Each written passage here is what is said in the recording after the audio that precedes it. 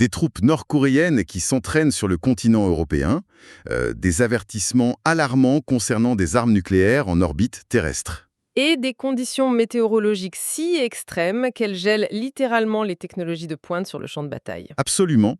Bonjour et bienvenue dans ce nouveau bulletin d'intelligence. Nous sommes le 25 février 2026. L'édition d'aujourd'hui s'intitule « Russie contre Ukraine, pression sur le champ de bataille, offensive diplomatique ». Une édition qui en effet se concentre sur la région Europe et la Russie. Tout à fait. C'est une période charnière qui nécessite une analyse rigoureuse. Avant de détailler ces événements, il convient de mentionner que cette émission est soutenue par notre sponsor officiel, ProWave.ai. De plus, ce décryptage est généré par Stylo News, une application d'actualité propulsée par l'intelligence artificielle. Il est pertinent d'expliquer à notre public que Stylo News constitue la version grand public du logiciel Stylo Intellops. Un outil puissant, oui. En effet, c'est un outil d'analyse stratégique de pointe, initialement conçu pour les opérations complexes des grandes entreprises, des agences gouvernementales et des forces armées. Cela permet à ceux qui nous écoutent de bénéficier d'un accès exclusif à des instruments d'analyse rigoureuses, précisément conçus pour éclairer les décideurs mondiaux. Alors, l'ordre du jour de notre bulletin d'aujourd'hui est d'examiner attentivement les schémas d'événements de ces 2 dernières semaines. Notre mission est de disséquer les impacts locaux, nationaux et internationaux de ce conflit. C'est ça. Nous évaluerons les perspectives des différents décideurs clés pour bien comprendre les plans d'action possibles. Et comme toujours, cette analyse sera menée de manière totalement impartiale, strictement factuelle et bien sûr dépassionnée. Entrons donc dans le vif du sujet avec notre première section, la situation sur le terrain.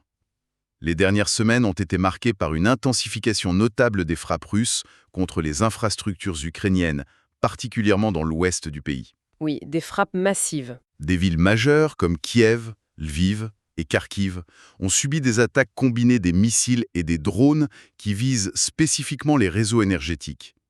Les rapports font état de coupures de courant très importants. Et tout cela se produit en plein cœur d'un hiver particulièrement rigoureux. Que nous disent ces ciblages sur la stratégie en cours? Eh bien, ces frappes sur les infrastructures énergétiques poursuivent un objectif clair d'usure à la fois logistique et psychologique. Privés de vastes centres urbains d'électricité et de chauffage par des températures glaciales, force l'État ukrainien à réallouer des ressources critiques. Des ressources normalement destinées au front. Exactement. Elles doivent être redirigées vers le maintien de l'ordre et l'assistance civile. Les événements récents soulignent d'ailleurs la volatilité de la sécurité intérieure. Nous avons recensé une attaque terroriste à Lviv qui a malheureusement entraîné le décès d'un officier de police. Oui, un événement tragique. Sans compter les dommages collatéraux qui affectent le patrimoine culturel. Les rapports mentionnent la détérioration du Musée national de l'histoire de l'Ukraine pendant la Seconde Guerre mondiale, situé à Kiev. Et ce froid record dont nous parlions ne touche pas uniquement les civils. Il modifie fondamentalement la donne tactique sur la ligne de front. Les bulletins mentionnent des dysfonctionnements technologiques majeurs, notamment avec les flottes de drones ukrainiens. L'hiver ajoute une contrainte physique implacable. Les températures extrêmes altèrent directement la chimie des batteries au lithium des drones de reconnaissance. Ce qui réduit leur autonomie. Drastiquement, oui. Le temps de vol est amputé. De plus, les optiques et les caméras subissent des dommages dus au gel. Cela oblige les unités sur le terrain à modifier constamment leur tactique d'observation, réduisant leur avantage en matière de connaissance de la situation en temps réel. En parlant de technologie, une mesure de contre-ingérence très intéressante a été mise en place récemment. Les forces ukrainiennes, en coopération directe avec Elon Musk et les ingénieurs de SpaceX, ont instauré un système de vérification très strict pour les terminaux Starlink. Pourquoi cette infrastructure civile est-elle devenue un enjeu militaire si central? C'est simple. Le réseau Starlink est devenu le système nerveux des communications de l'armée ukrainienne. Cependant, les forces russes avaient commencé à acquérir des terminaux via des marchés parallèles. Pour guider leurs propres drones? Absolument. Et pour coordonner leurs unités tactiques. La mise en place de cette vérification stricte par SpaceX vise à géolocaliser et désactiver les terminaux non autorisés utilisés par les forces russes, tout en maintenant le réseau actif pour les Ukrainiens. C'est une illustration parfaite de la manière dont les entreprises technologiques commerciales sont des acteurs opérationnels directs. Pendant ce temps, sur le plan offensif, l'Ukraine ne se contente plus de défendre son propre territoire. Les données du début de l'année 2026 recensent plus de 240 frappes de drones ukrainiens sur le sol russe. Un chiffre considérable. Des frappes visant des réseaux électriques et des bases militaires, notamment dans la région de Belgorod et en Crimée.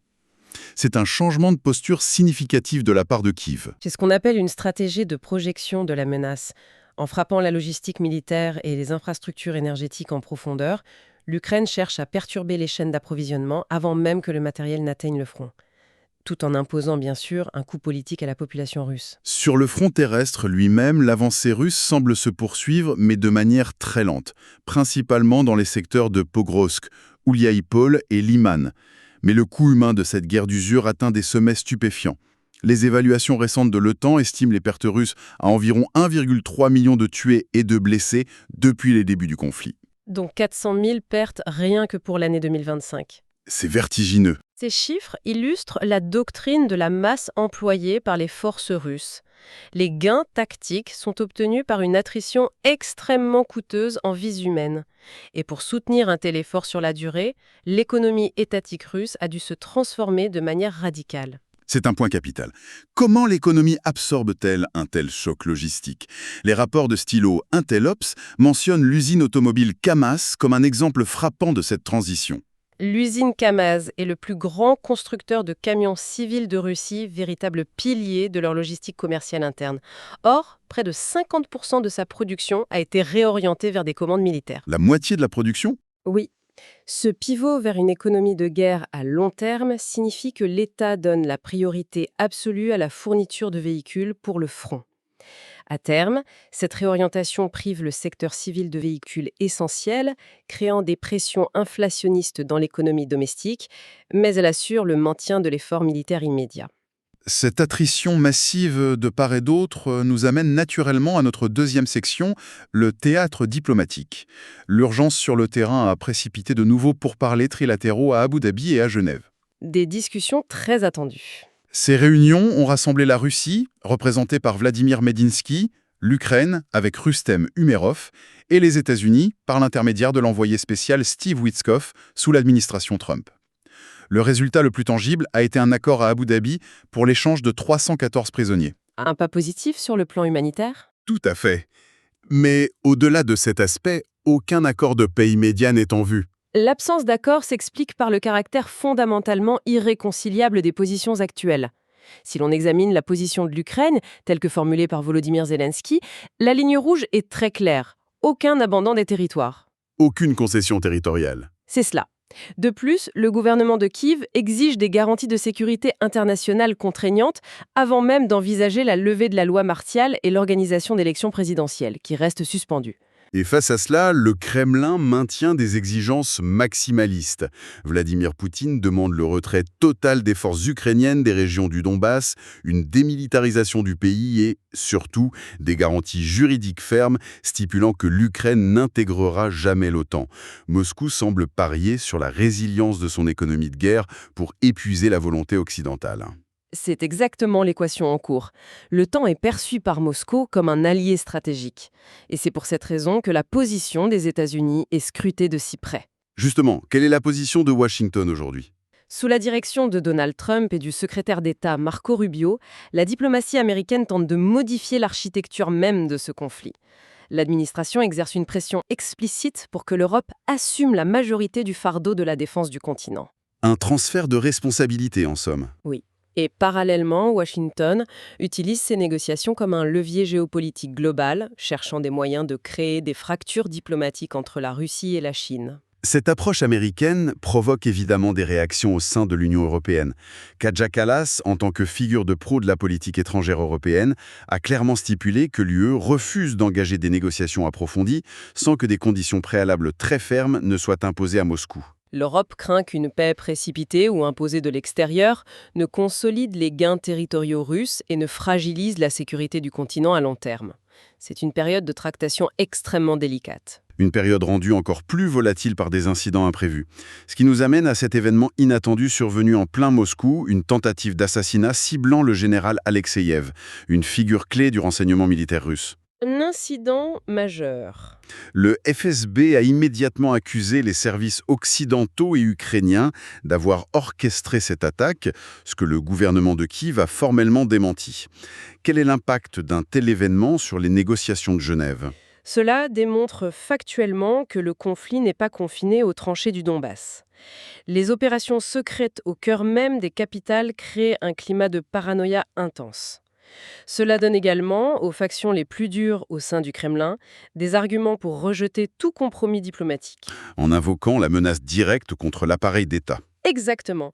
Le risque d'une escalade asymétrique pèse très lourdement sur la table des négociations. Cette notion d'escalade asymétrique est la transition parfaite vers notre troisième section, l'onde de choc mondiale et la redéfinition des alliances. L'un des développements les plus significatifs est sans conteste l'implication directe de nations tierces.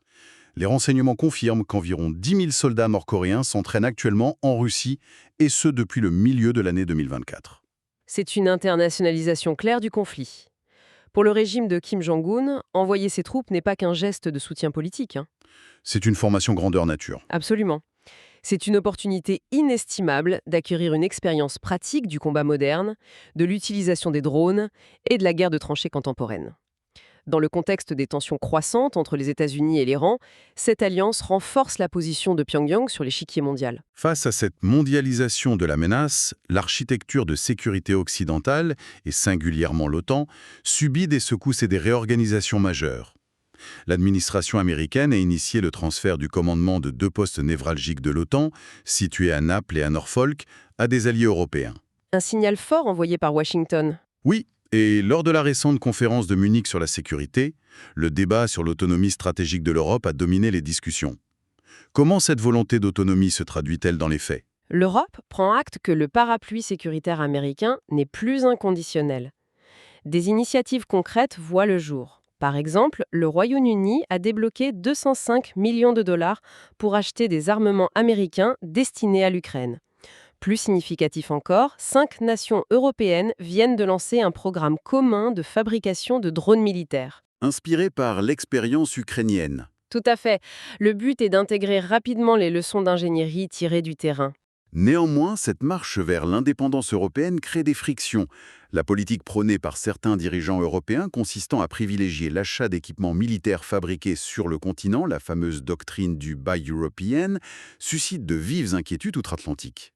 L'industrie de l'armement américaine voit cette politique comme une barrière commerciale. Les décideurs à Washington s'inquiètent d'une fragmentation du marché de la défense qui pourrait affaiblir l'interopérabilité des armées de l'Alliance Atlantique, à un moment critique. Les enjeux sont multiples. Et la menace n'est pas uniquement conventionnelle ou commerciale. Les agences de renseignement occidentales tirent la sonnette d'alarme concernant des réseaux liés à l'ancien groupe Wagner. Des avertissements très clairs ont été émis. Si l'on regarde plus haut, en orbite terrestre, l'OTAN exprime une inquiétude majeure face au développement d'armes nucléaires spatiales russes. Ces rapports constituent un changement de paradigme.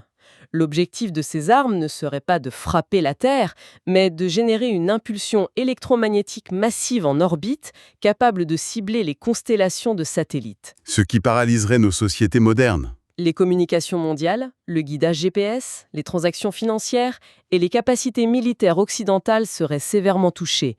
C'est la menace hybride par excellence. Alors comment le grand public réagit-il à cette accumulation de crises?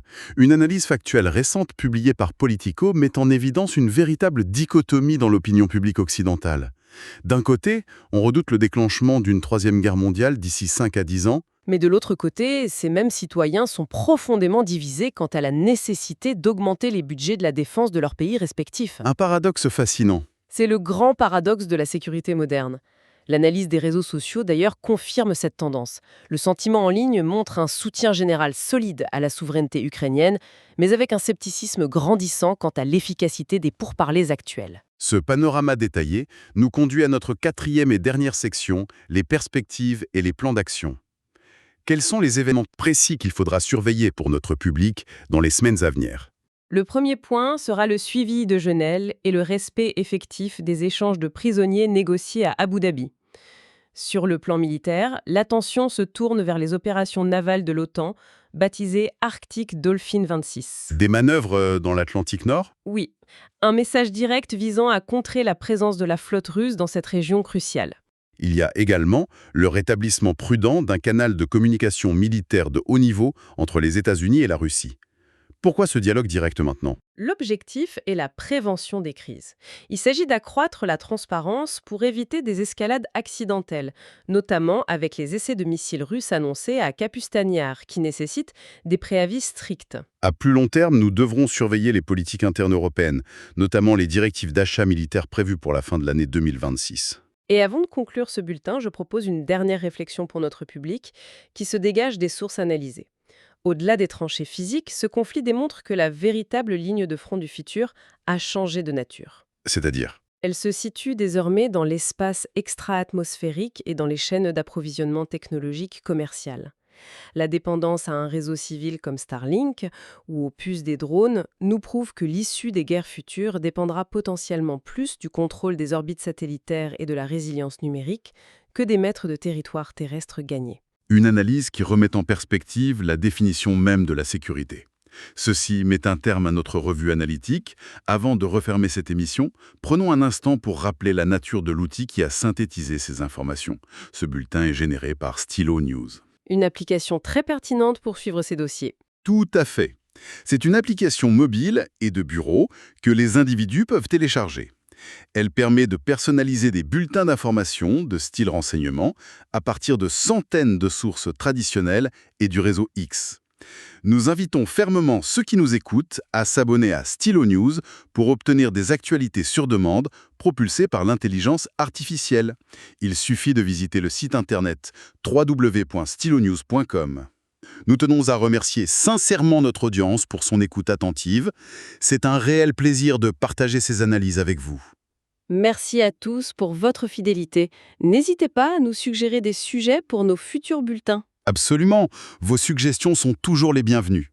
N'oubliez pas de suivre Stilo News sur vos réseaux sociaux favoris. Passez une excellente journée et à très bientôt.